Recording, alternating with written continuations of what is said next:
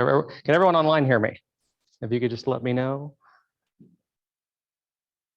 We're testing out. Fantastic. All right. I'm watching a chat up here on the side. You guys can't see it. So everyone who is here in the audience, I'm sure you guys can all hear me. No need for a big microphone or anything, right? I think we're all good.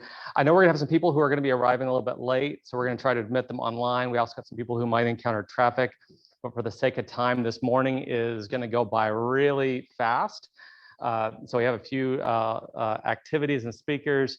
I'd like to start off by showing you guys a video that one of our admins showed us, and I really thought it was very powerful and spoke to why we're here today. And if you want to admit those, and just make sure to admit anybody that's coming in. And if anybody has any questions online, just feel free to post them in the chat. Those of you who are also in the room, if you were on the Whova app at all, you can also still post messages in the chat and see what everyone else is doing as well. Just make sure that your devices are on mute, and as well as you don't have your microphones on if you're using the Whova app, but you can engage with the other individuals as well as inside the Q&A. So go ahead and we're going to play the video real quick.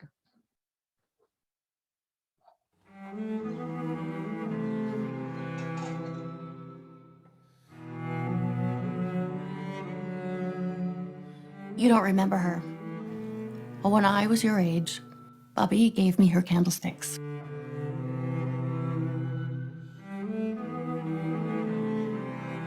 I want you to light these candles every week, she said, just like my Bubby did.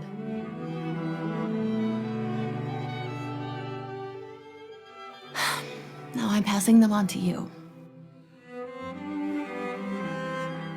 When Bubby gave them to me, she said, these candlesticks come from a very dark place.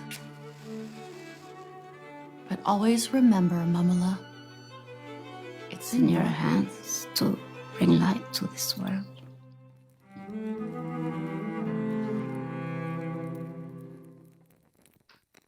Pause it.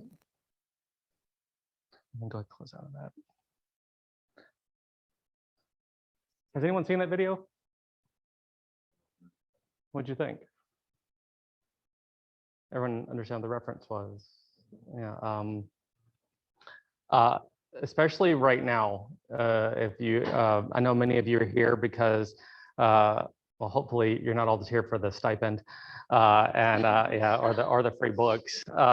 But honestly, you all have a passion for teaching about the Holocaust, history, language arts. You're all educators, and the lessons that we need to learn from the Holocaust are so important, especially in the world today. Being a teacher right now is dangerous.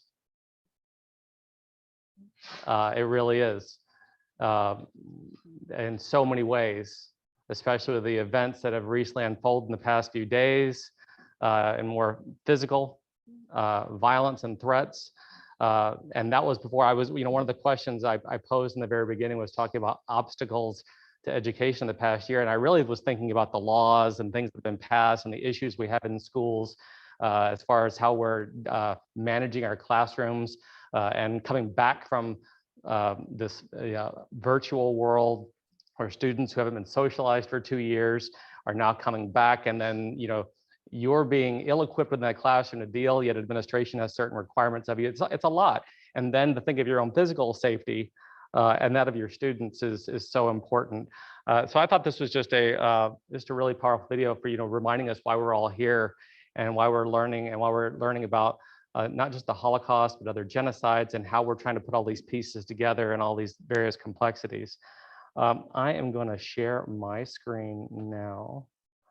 And you won't have to do anything, hopefully. Let's see if this works. Let's see. Oh. I'm learning how to work technology now. Fantastic. Look at that. Okay, if everything works, that'll be so fantastic because we're doing something new. I'd like to welcome you all here. I especially really want to extend a welcome to Mitch Bloomer. So those of you who have been to a Teachers Institute before, know that Mitch had my position for 25 years. And those of you who've been in a single school or a single location, 25 years is a long time to be in a single location. And it was a real blessing and an honor after Mitch retired to get this position. And they were big shoes to fill because Mitch has a breadth and depth of Holocaust education within him that he left a void here at the center. This center was part of him, and I'm just really proud that he's here and he's going to join us all week long, I think. So if you have any questions, I'm going to let Mitch just answer all the questions. It's going to be fantastic.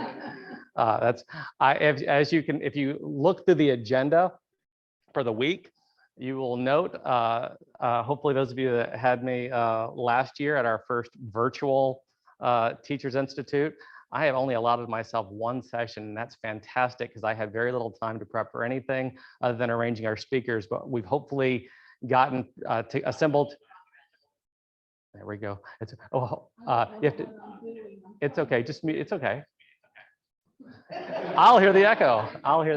That's okay.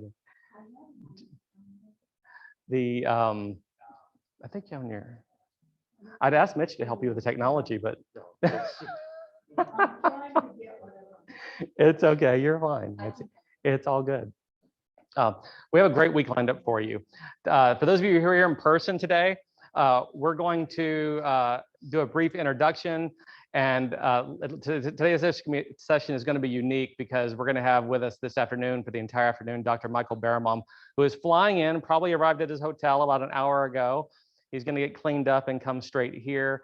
His session is going to be a 3-hour session. I don't normally agree to 3-hour sessions, but since he's flying in, I thought it'd be great to have him with us here and to talk about Holocaust consciousness. We have a great week lined up. We have some of our speakers will be in person, some of our speakers will be virtual, but it's always more interesting, and time flies as we progress if you are engaged. So I hope that everyone is engaged and ready to participate, because it just makes it a little more fun for all of us. This is my only good picture. My name is Stephen Pointer. I got to change the position. So for those of you who are familiar, my technical title is resource teacher. I'm a district resource teacher for Holocaust education for Orange County. I here at the center, since I have to create and work with education a lot, we changed the title because we needed a curator. So I'm the education curator. It sounds fancier and better, woohoo. And I like it. I never understood the term resource teacher other than you do provide resources, but it's just unique. But this is me. I'll provide my contact information at the end of the day. You can also reach out to me through any one of the sessions through Whova if you like, if you have any questions. Housekeeping. Please add any questions to the chat box or the Q&A within Whova. If you need, those of you who are in person, if you just like to raise your hand or ask a question, feel free to do so. The only thing will be, I'd like to make sure everyone online can hear your question. So what I will do is we're going to have a microphone, because this lab that I have on is this microphone is just for people online so they can hear me, so they're not hearing an echo, and I hope they are not. But that way they can hear you as well, because I'm sure you've got some amazing questions and things to ask. We will have breakout sessions. We will have a few sessions where I'll have you guys talk here at the table. So I hope you're sitting around somebody that you're willing to tolerate and talk to, because that'll make it more enjoyable as well. The sessions will be recorded. If you have to miss a session for any reason or something happens, just let me know if you're missing a session and you're not able to watch it live. The one beautiful thing about Whova, and I need it for tracking, especially for those of you that are trying to get the stipend, is that it tells me if you actually engaged or showed up for a session. That's one of the reasons why those of you who are live got checked in. So hopefully when you came in, you met Lainey or Kiara, and they actually checked you in when you came in. That is a daily check-in for those of you who are live. I'm sure we'll have some people who will be showing up a little bit later as well, because we did have some teachers who were going to be a little bit late due to grading, distance, traffic, etc. But the sessions are being recorded, and you will be able to watch them as long as I get them posted, if I can get out here at a reasonable time and take the sessions and record them. All of the documents will be posted in the document section of Whova. If you look on Whova itself, on the side there is a document portion that you've got. It's where all documents will be stored. What we'll do is to keep that from being a ton of different files. I'm probably going to create a Google Doc that will have a link that will post to an entire folder that will have access to a myriad of resources that you can use. They'll all be done and posted by the end of the week. And if you have any questions, feel free to let me know. Those of you who are online, this is going to be one of the hardest parts of this session. What we're going to have to do is when each session comes to a close, we are going to close the Zoom link out, which means you will actually have to go and you're going to wait a minute and we are going to relaunch and you'll actually go into the new session, whatever the next session is. That way it breaks up the recordings. This is a lot more difficult than it sounds, but hopefully it'll be easy peasy. That way we can have the sessions that I can just upload them individually. That way I don't have to sit and edit. I don't want a video edit. It's quite annoying. So we're going to close up the session. We'll invite in the speaker if there's an online speaker, which we will test out about 10:25. And then you will be closed out of the session. Then you'll go to the next speaker session. And the only session that we will not have recorded will be during the lunchtime for the Q&A. I hope to finish everything up today early enough so that way you can have more time to go to lunch than just 30 minutes. I don't want everyone starving in here. But we do have in the back a few treats for you. Those of you who are online, I'm sure you have your refrigerators or whatever else that you need. It's inspiring everyone else to go, why am I here in person when I could just be at home? But I'm glad that so many people decided to come in person. It's really nice. So my in-person attendees, I was told I needed to give a safety check. You probably would wonder why. Well, not anymore. We need to be concerned, especially here at the Holocaust Center. Please note the exit doors here and here. But however, if we do have any type of a lockdown drill, this ought to be interesting. We will all be going back to the back into the vault area in the back room where the doors can be locked. There's also an emergency exit in the back as well we can get through. Please don't let anyone else to the doors that you don't know in the front. That'll be up to any personnel. If you're wondering what that loud sound was and you're going, oh my God, as he's talking about safety. Yeah, you're nice, lad. I saw a few people jump a little bit, but I want to assure you that we're all totally safe. Actually, the roof was leaking, so there's someone who is sealing the roof up top. So you might hear some walking and thuds here and there. If you see or hear anything suspicious, please let a center employee know. We got our wonderful staff in the back. We got Miss Ruth, Erin, Lainey, and Kiara. We got Sam and Reed over here. Everyone is here to help you in any way possible. So if you have any questions and I look frantic or that I think I'm ignoring you, just turn and ask one of them and they'll be happy to help you out at any point in time during the day. Lunch will be an hour. It'll be offered at the time during the Q&A. You can also use that time for any discussion questions. If we have speakers that you wish to talk to, I do ask that as we have Q&As, please post your questions. Speakers' times we have to be rigid with them because every speaker's time is important. And honestly, if we go to have a session, we don't want it extending past the time of the session so we can honor the time for each one of our speakers. So last year we had a few that went over, and rightfully so. The only person I'm not going to outright stop is if a Holocaust survivor is giving their story. I'm probably not going to stop them and say, you need to stop now. I'm going to let them just continue to talk as long as they need to. But any of our other speakers, or if we're having questions, please save additional question time for the Q&A. And also you will be allowed to maintain connectivity on the Whova app. So you can still post questions and the speakers can still engage with you after the sessions are over. Water, coffee, and this is all for everyone. Everyone online, I'm not ignoring you, I promise. Water, coffee, and restrooms. Restrooms are in the back here in the back on the left-hand side. We've got coffee in the back with some cups as well for water. So if you have a water cup, there's a water fountain on the left-hand side as well. And that's good. Hopefully we have enough coffee for everyone for the day. I will go through about 4 or 5 cups before we're finished with this morning. Good morning. Come on in. Come on in. No, you're fine. Let's see. All right. we don't have a whole lot of time, and I'm going to kind of go through this introductory session. For those of you who are online, I have some people who are online who are not from the state of Florida. Feel free to say hi to everyone who is from the state of Florida. I just have on the screen, if you haven't seen this before, we have a Holocaust education mandate in the state of Florida. And this is, we had a lot of questions come up initially, and this has come up a few times about, about difficult history. And we had an issue at Winter Park High School, for those of you who are from Central Florida, where a student drew a swastika on bathroom walls, as well as some racial and homophobic epithets were written on the walls as well. And so the students put on this amazing assembly. It was a really great assembly, talking about stereotyping, prejudice, and it was really well done. But some people called up and complained. Some parents called up and complained. They said that students were subjected. Honestly, all the questions they used, and I hope when we have a break, you have a time to look at the questions we have posted in the back. Questions like, have you ever been stereotyped?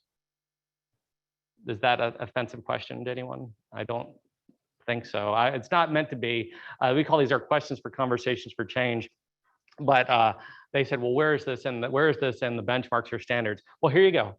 It's not a benchmark or standard, but it is the mandate right here for teaching about Holocaust education. It says the history of the Holocaust from 1933 to 1945, the systematic planned annihilation of European Jews, groups by Nazi Germany, a watershed event in the history of humanity, be taught in a manner that leads to an investigation of human behavior, an understanding of the ramifications of prejudice, racism, and stereotyping. Beyond something more appropriate and needs to be discussed more often. It's one of the reasons why we talk about Holocaust history and why it continues to be prevalent today, and the need is so prevalent today. So I'm not going to read any more of the mandate. Is everyone here familiar with it? Everyone here is familiar with the mandate, and even the update to the mandate that recently came out that that included a definition of historical and current examples of anti-Semitism, as well as the introduction of Holocaust Education Week, which unfortunately does fall on a week when most of you, if you're teaching a standard history class, are not talking about the Holocaust or World War II, which is one of the only issues if you're not teaching. Is anyone here teaching a Holocaust, anyone online teaching a Holocaust course? We only got one person in here, and we'll see about everyone online. Just a course specifically that teaches the Holocaust? Yes, Or a course that teaches the Holocaust. Yeah, that's because that's what, there are some educators that we have that are online that are teaching African American studies one semester, and they're teaching a Holocaust studies class the next, or sociology and then Holocaust studies. Alex here teaches a Holocaust studies class in sociology. It's a great pairing, by the way. Your sociology class really preps you for studying and prepping for getting into Holocaust studies. Actually, sociology would prep you for any one of those the other courses, whether it be women's studies or African studies. Those are all, by the way, classes that you can ask if you're in a different district, but they are all state classes that actually have codes on them. So if you have the students who want to take them, we had 7 sections of Holocaust studies in my school where they filled up, where we had 35 to 40 kids a class signing up to take it. Really amazing. You don't get those of you who are AP teachers who are getting that AP money, you won't get that. But you do get the satisfaction of getting to be left alone typically, as you get to teach the class.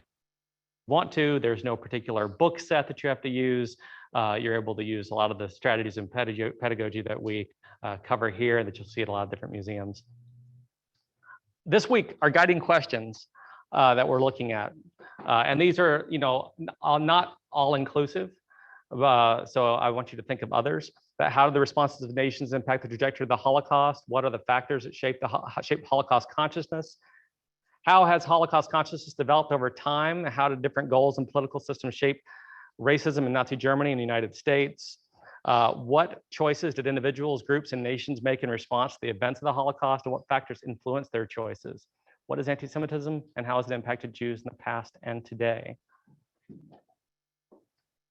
Our purpose, and these are our, yes? Really quick, is this available on? Yes, it will be. I'm gonna have everything posted for you. Yeah, if there's of you here, I'll even jump back, but I'll have everything posted for you. Every single thing we cover, I'll have posted for you, every PowerPoint, every presentation. And for those of you that are new to teaching the Holocaust, I'm not gonna be covering it. Last year, I covered a session that we talked about that was primarily on basic strategies for teaching the Holocaust and the importance of Holocaust education. I have a lot of repeat attendees. What I'm going to do is I'm going to give the recording of that session, and I'm going to post it as an extra bonus session that you can just go to and watch the video for. It will not be mandatory. And then you can just skip over the part where you listen to me talk and go to the things you find interesting. But it will cover some of the strategies. It's actually, if I'm honest with you, I stole half of it from Mitch, which I do most things. And I'm trying to be honest about that. But Mitch had a really wonderful presentation that talked about where do we start when teaching about the Holocaust. And I think it's really a well-done presentation. Look at the impact and importance of Holocaust education, obstacles to impactful and reflective education of Holocaust education. We are going to discuss using integrated SEL to enhance content literacy when discussing not just the Holocaust, but hard history, using testimony to build effective and impactful lessons, effective content literacy strategies to strengthen critical thinking skills, and we're going to discuss some real world strategies. And honestly, I really want most of those to come from you because y'all are in the classroom. I got lucky, I got out, and I'm just going to be here. But I've gone into many classrooms, and what you're dealing with now is so much more difficult than even I thought it was hard, because I left when COVID hit, was when I took this position, was actually when COVID hit. And I have friends of mine who have just decided to retire. They're saying, I'm done. I'm not going to teach anymore. I have people who've left for other jobs. There's a lot to it. So I applaud all of you who are staying in education and who are continuing to work for the benefit of our students, especially with all the odds stacked against you. And they are. Okay, so we have speakers coming on who's going to join us in about 5 minutes. His name is Mark Pinsky. So if you've been looking for his name, don't admit him just yet. And what I'm going to do is, in about 1 minute, we're going to close out the Zoom session, and then you guys will go to the next session itself. So we're going to go ahead and close this out. And I'm going to stop sharing my screen.